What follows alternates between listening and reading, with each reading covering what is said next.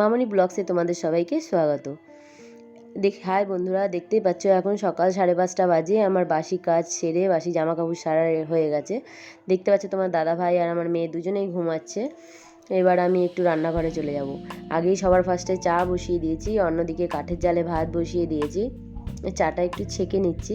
সকালবেলা একটু চা না হলে ঠিকঠাক জমে না, তাই একটু চাটা এদিকে খাচ্ছি আর এইদিকে ভাত হচ্ছে কাঠের জালে। তোমার দাদাভাই অনেক সকাল সকাল ডিউটি যায়, তাই সকালেই আমার ভাত তরকারি সমস্ত কিছু রান্না করে দিয়ে দিতে হয়। তো তরকারি এদিকে রেডি করে তোমার দাদাভাই চলে গেল। এবার মেয়েটাকে একটু রেডি করে নিচ্ছি, মেয়েকে ব্রাশ করাচ্ছি।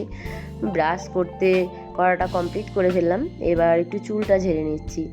অনেক বড় বড় চুল, এই গরমের মধ্যে বুঝতেই পারছো, বাচ্চা মানুষ তো ঘাড়ের কাছে পড়ে থাকলে ওর প্রবলেম হয়, সেই জন্যই গরমও লাগে, সেই জন্যই আর কি চুলটা বেঁধে নিচ্ছি।